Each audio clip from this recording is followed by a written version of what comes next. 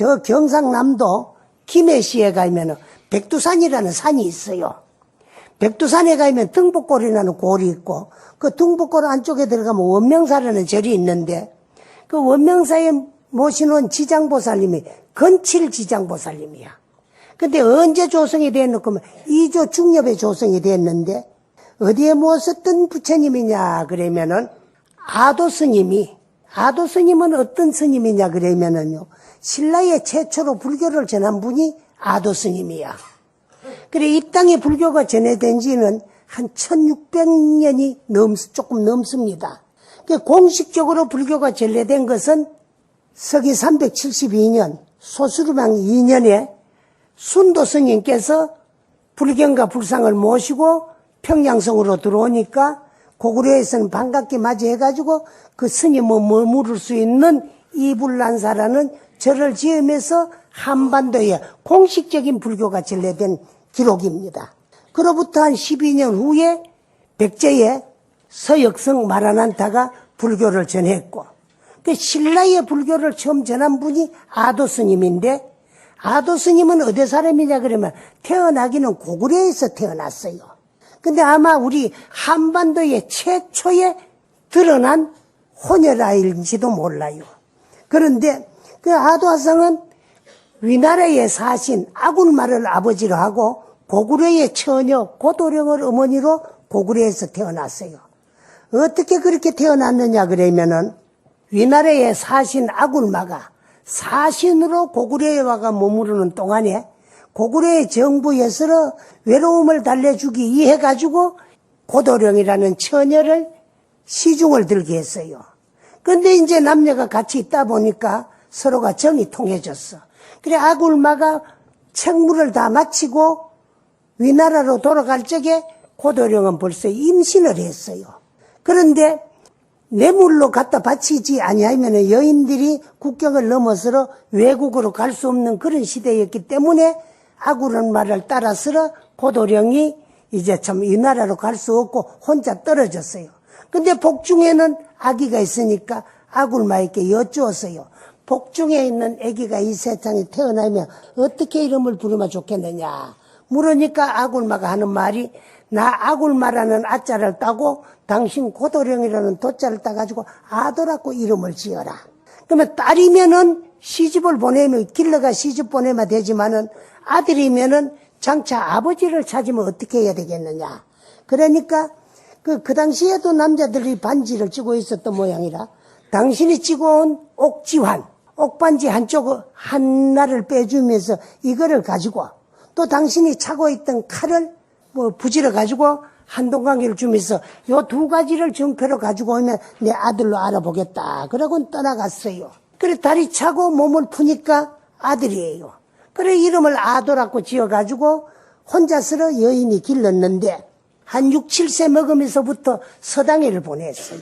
그래, 이제 학동들하고 어울리가 글을 배우는데 항상 그 학동들이 아도를 놀리요. 아버지 없는 아들이라고.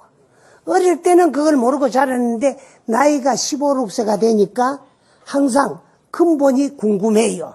그래서 어느 날 어머니를 방으로 좀 들어오라 그래가지고, 나무도 뿌리가 든든해야 무성하게 자랄 수가 있고 사람도 근본이 있어야 되는데, 나는 이 세상에 태어나가지고 나의 근본을 모르고 여기까지 자라왔으니까 내 아버지는 죽었으면 죽었고 살았으면은 참 내 아버지가 누구인지 도적이라도 좋고 역적이라도 좋으니까 내 아버지 신분을 좀 일러두고, 그러니까 어머니 고도령이 더 숨길 수가 없으니까 사실은 너희 아버지는 이 나라 이 땅 사람이 아니고 위나라에 사신 아굴마가 사신으로 이 땅에 와가 있으면서 나와 사이에 너가 태어났다.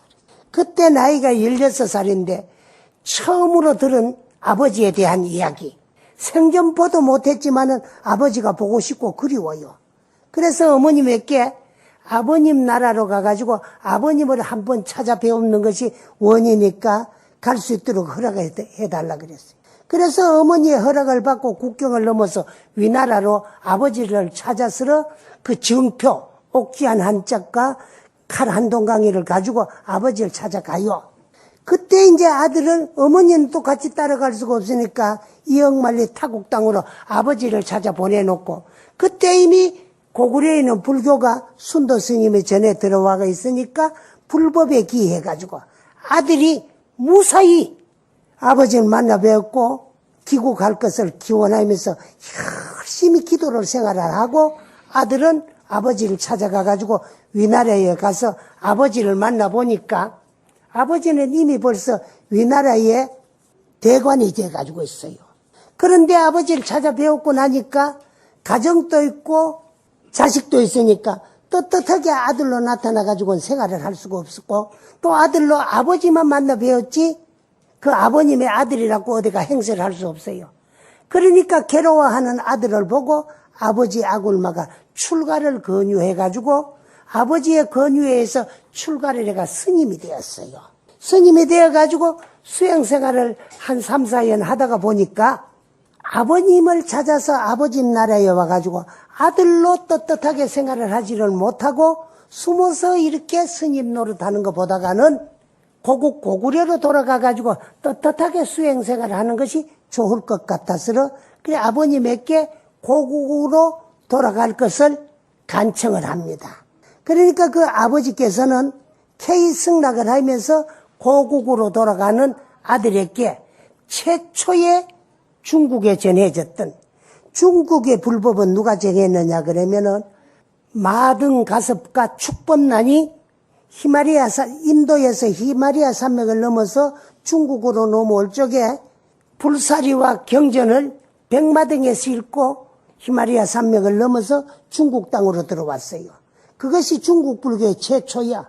그걸 기념하기 위해서 그 축법난과 그 마등 가섭을 머물게 하기 위해서 절을 하나 지었는데 그것이 뭐냐 어떤 절이냐 그러면은 지금 중국 낙양에 있는 백마사예요.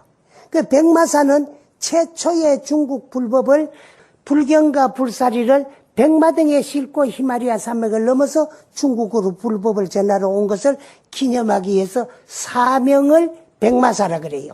그래서 그 이 아굴마가 최초의 중국에 전해졌던 부처님의 진신사리를 아들에게 스님들에게 말씀을 드려가지고 전해가지고 그 부처님의 사리를 모시고 고구려 땅으로 들어와요.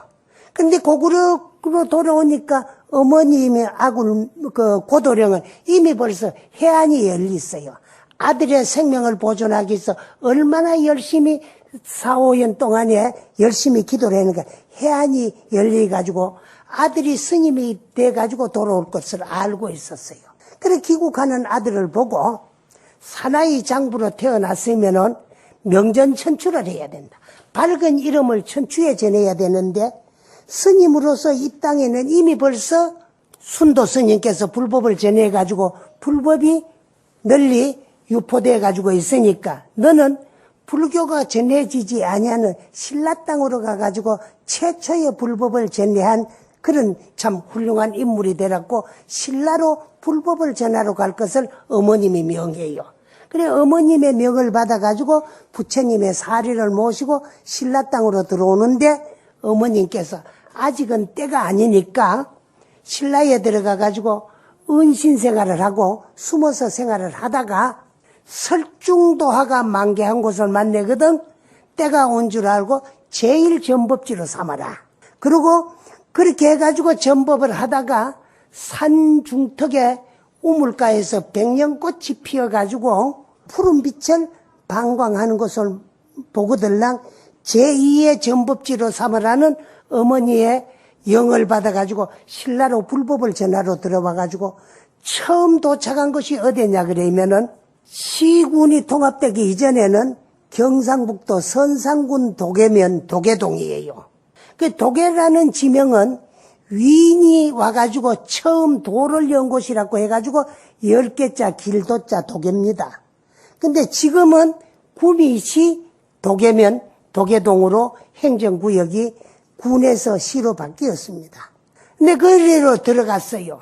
근데 거기는 누가 살고 있었느냐 그러면 모래장자라고 하는 큰 부자가 살고 있었는데 이 부자는 얼마나 재산이 많으냐 그러면 논밭은 수천 두락이 되고 또 소가 1000마리요, 말이 1000마리고, 양이 1000마리나 되었다 그래요.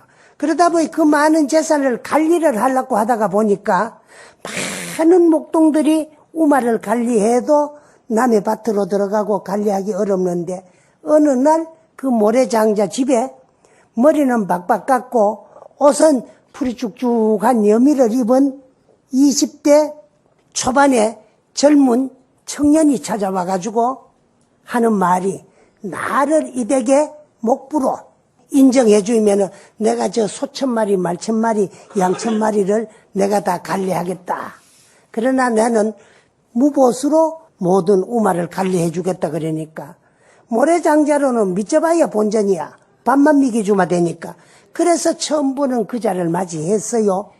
하니까 나는 그 사람이 사는 집에서 생활하는 거 보다가 집 후원에다가 토구를 파가지고 거기서 내가 혼자서 생활하면서 다 관리를 해주겠다 그러니까 그 영을 그 뜻을 받아들여 가지고 후원에다가 토구를 하나 파가지고 거기서 생활하도록 하고 소 1000마리와 말 1000마리를 전부 이제 참 관리를 하도록 관리인으로 맡겼는데 그 많은 목동들이 관리를 해도 관리 못하던 말과 소와 양이 이 아도 스님 말 한마디에 아도 스님이 이끄는 대로 나무 곡식에 입 하나 안 대고 꼴짝이에 들어가가지고 풀을 뜯어먹고 놀다가 저녁이 되면은 아도 스님이 인도하는 대로 들어오고 있어요.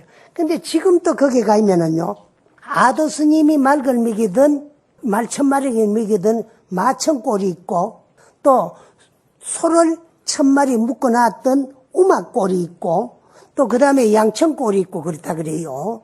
그래 해가지고 이제 그 집에서 무보수로 10년 세월을 목부로 생활하다가 어느 겨울이니까 양과 소는 죽막길이 주마 되고 들에 나가 할 일이 없으니까 나무를 하러 지게를 짊어지고 그 독의 앞산을 넘어가니까 겨울인데도 눈 속에 복숭아꽃이 피어가지고 만발한 것을 보고 이제선 때가 왔구나 싶어서 돌아가가지고 떠날 것을 주인에게 말씀을 드려요.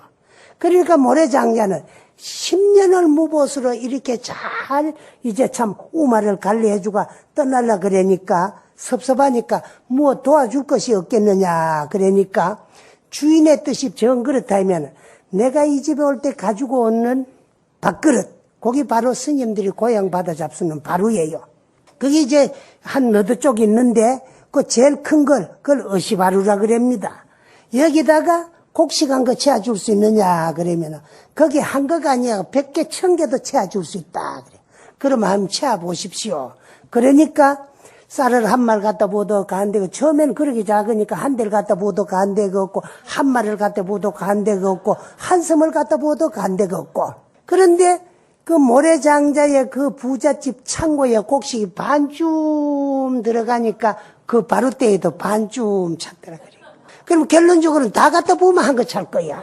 그런데 그때 반쯤 차고 나니까 실은 나는 보통 사람에는 수행자인데 어른의 그 뜻을 또 시험하기 위해서 내가 담아보라 그러는 거지. 내가 이 물질적인 거는 아무런 상관없으니까 도로 가지라고 비워보니까 다시 한 창고가 되더래.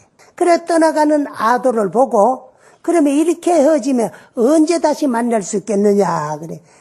명년 봄에 저 고개 너머로 칙순을 넘기 보낼 참이니까 칙순만 따라오면은 나를 만날 수 있을 것이다 하고 떠나갔어요. 그래서 그 이듬해 봄이 됐는데 칙순이 하나 난데없이 담너매로 뻗쳐오고 있기 때문에 그 칙순을 따라가니까 지금 도리사 있는 그 자리에 바위가 하나 있는데 그거 이제 자선대라 그래요. 그 바위 위에 앉아서 정진을 하고 있더라 그래요.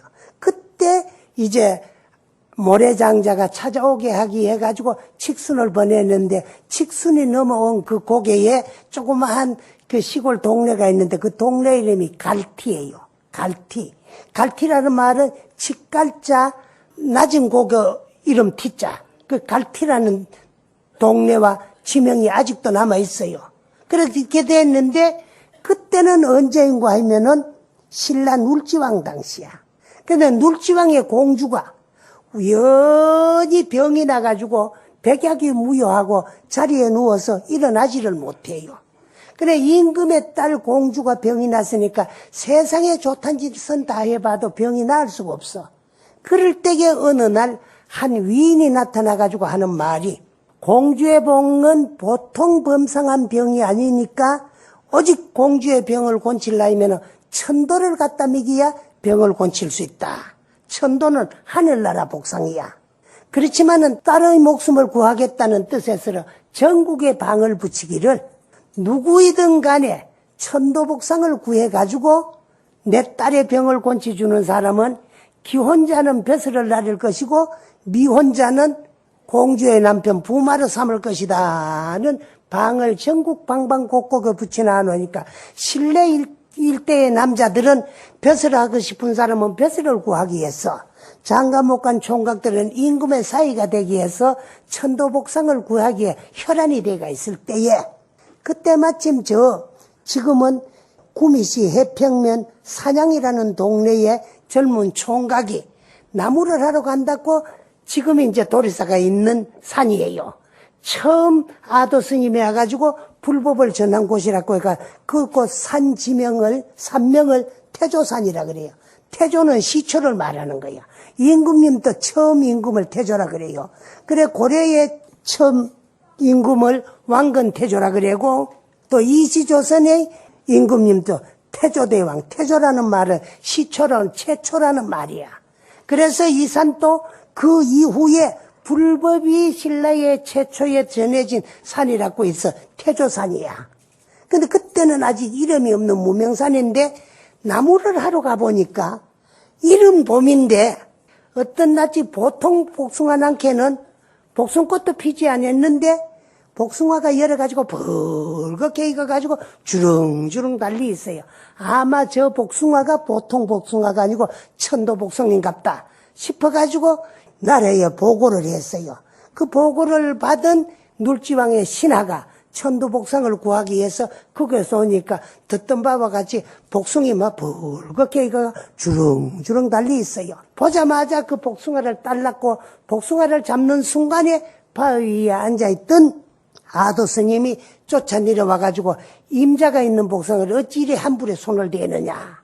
그래 이 나라 삼천리 강산은 임금의 영토가 아닌 것이 없거늘 임금의 따임 공주의 병을 고치기 위해서 복숭아를 따라왔는데 어찌 임자가 따로 있다 그랬느냐.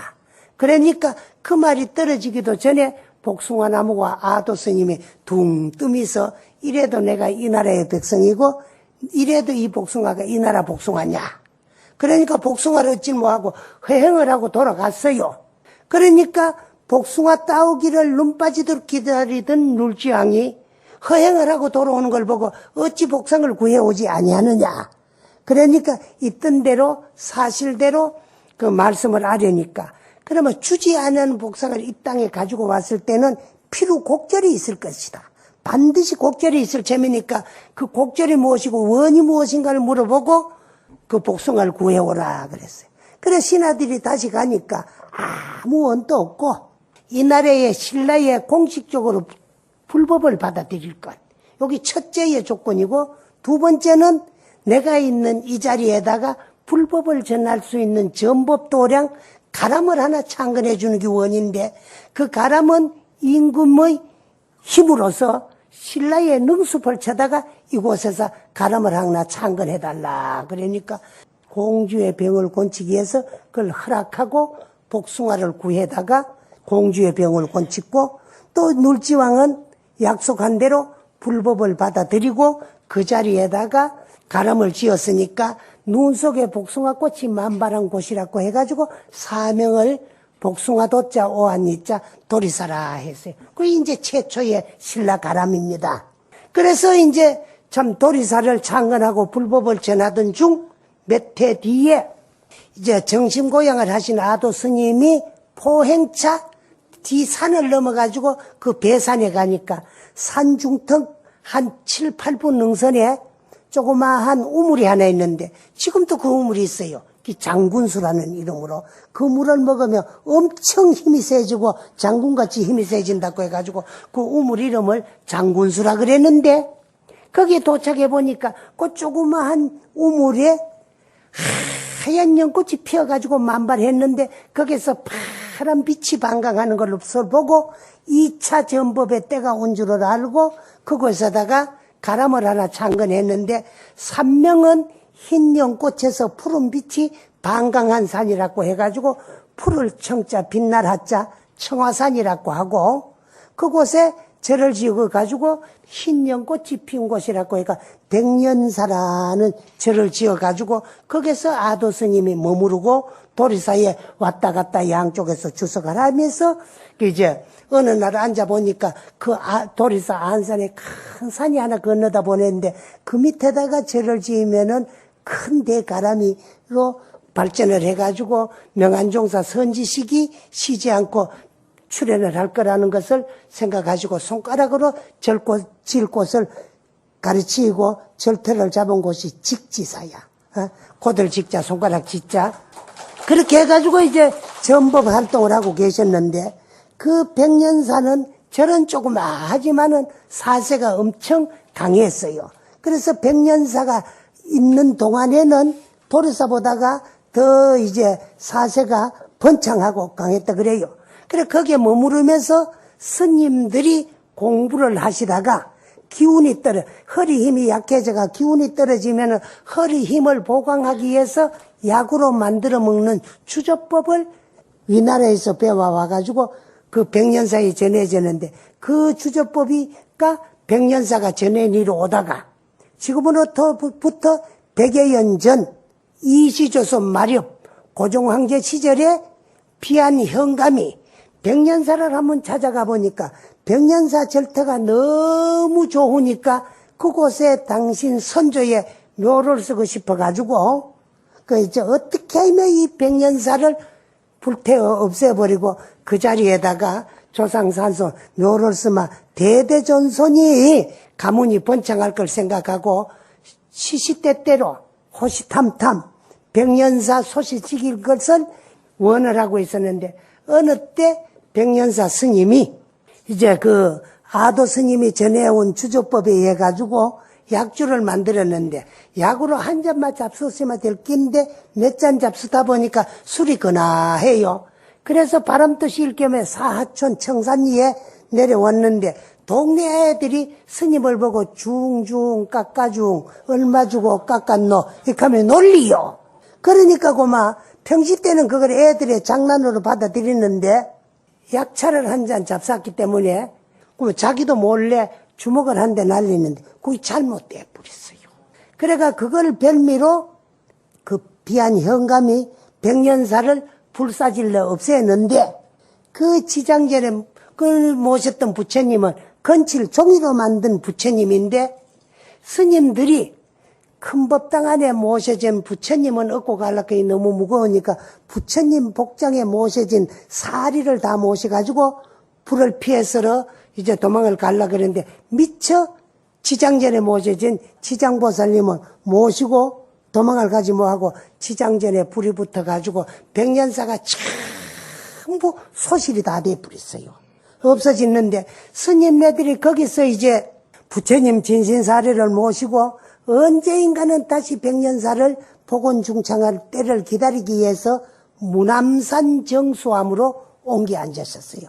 그래서 그 무남산 정수암에 가가지고 백년사 복원을 발언하면서 3대를 머미면서 이 정수암에 스님들이 모시고 있는 사리는 최초의 중국 백마사에 전해졌던 사리를 아도 스님이 모시고 와가지고 백년사에 모시고 있던 사리, 백년사를 복원하기 위해서 여기 모시고 있다는 걸 기념하기 위해서 무남산을 백마산으로 산명을 바꿔가지고 거기서 3대 동안 발언을 했으나 아직도 백년사 복원이 이루어지질 못하고 있어요.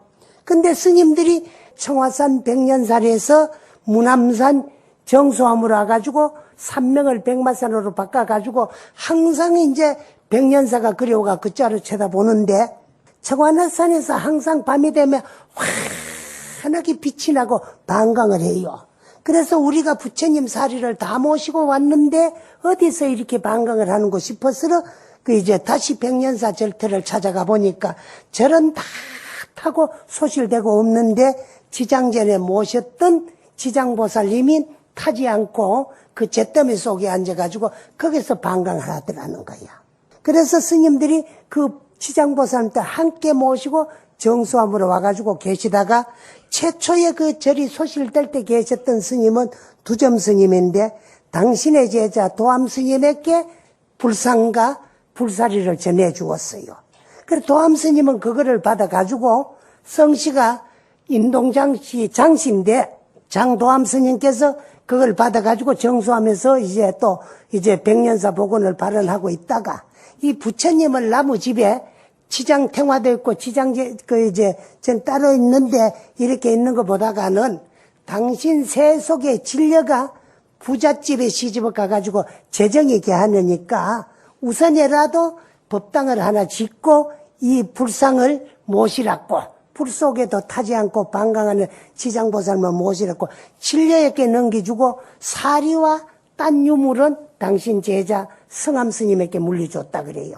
그런데 삼촌에게 법당을 하나 짓고 지장보살 모시라는 영을 받았는 진려가 남편이 한일 합방이 되기 일본으로 가가지고 돈 좀 버리고 사업해버리고 일본으로 가면서 부인한테 가자 그러더래요. 그래서 그 장씨 부인이 삼촌에게 받은 부처님을 아직도 그 참 유언을 받들어서 법당을 짓고 모시지를 못했기 때문에 언제인가는 일본에 가고 돈 버리고 다시 오면은 법당을 지어드리기 해가지고 지장전을 지어드리기 해가지고 그냥 시집에 맡겨놓고 가기가 안 되니까 일본 가벼우니까 건실불상이니까 얻고 일본을 갔다가 돈 버리고 와가지고 법당을 지어드리려고 부처님을 얻고 남편을 따라서 일본에 가기 위해서 부산항에 도착을 했는데 며칠 동안에 연락선을 기다리기 해가지고 여관에서 잠을 자는데 밤마다 있면은 스님이 한 분이 나타나가지고 부른 거 일본 이 말만 하고 떠나가더래요. 근데 남편도 그 뜻을 새기지 못하고 아내도 새기질 못해가지고 스님이 부른 거 일본이라는 말이 뭔가 싶어가지고 그래 가가지고 참 가까운 절에 찾아가가지고 여쭈니까 스님이 그런 말을 자꾸 하니까 그래 그 스님께서 하신 말씀이 지장보살님은 당신의 뜻을 세상 사람에게 메시지를 전하기 위해가 나타날 때는 주로 스님의 모습으로 나타나느니라. 그래서 지장보살님은 시상사문하고 치원정하고 시상사문이야. 옷은 스님들 같이 여미를 입고 그 이제 머리는 깎아가지고 보름달같이 둥그렇게 원만하고 시상사문으로 스님의 모습으로 나타나는 분은 지장보살님이니까 지장보살님하고 무슨 연관이 없나? 이 지장보살님께서 너희들 뜻에 따라 가지고 일본으로 가는 것을 원치 않는다. 그 말이다 그래. 그래서 부른 거 너희들 뜻에 따라 가지고 일본으로 가지 아니한다. 일본. 그랬대요.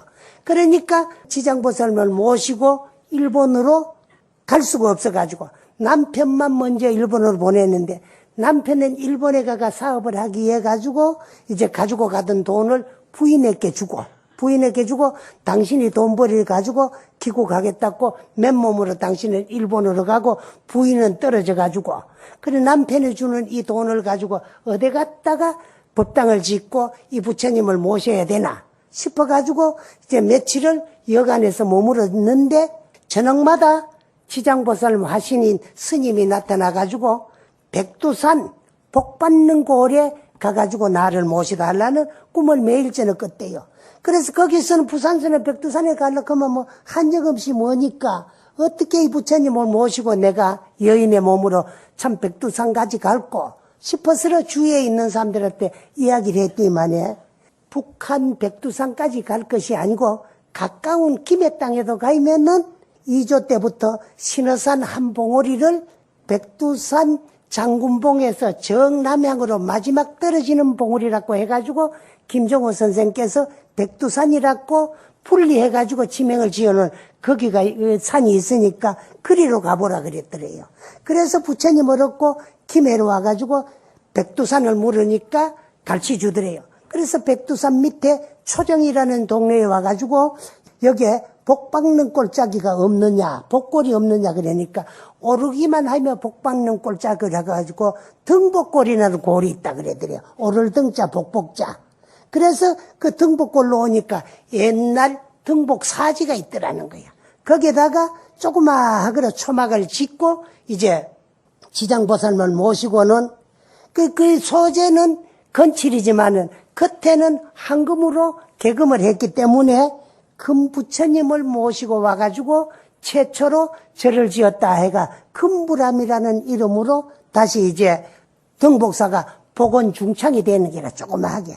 그때가 1920년대인데 그 이제 1920년대에 금부람이라는 절을 지가 있는데 그 이후에 금강산에서 수행하던 수월 스님의 손자 상자이신 원명 스님이 해방이 되고 남북이 분단이 되면서 금강산에서 내려오셔가지고 이제 발길 닿는 대로 가다가 김해까지 와가지고 그 금부람을 들리게 됐는데 금부람 그 장시성을 가진 보살님이 원명 스님을 보는 순간에 저 스님에게 이 절을 들으시면 좋겠다 싶어가지고 그 이제 생식을 하고 장자를 하면서 공부하는 스님을 보고 절을 넘겨드렸다 그래요. 그래서 그 스님께서는 그 절을 이어받아가지고 당신의 법명을 따가지고 원명사라는 절로 개명을 했는데 그때가 1960년대라 그래요. 절 짓는 40년 이후에.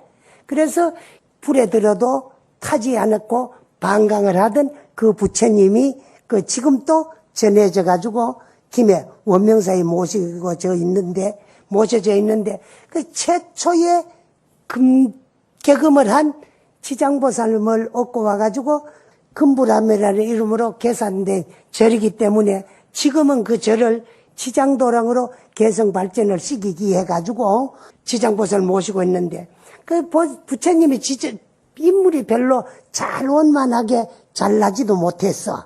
부처님인데.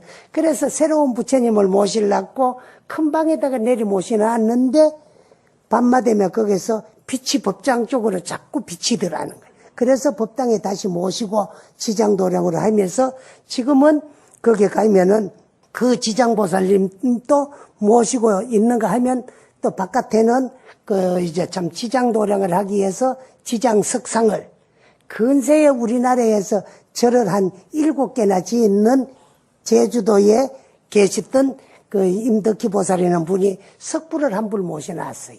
지장보살을 모셔놨는데 그 석불에서는 우리나라에 좋지 못한 일이 생길라 그러면은 한 3일 전부터 부처님이 우셔요.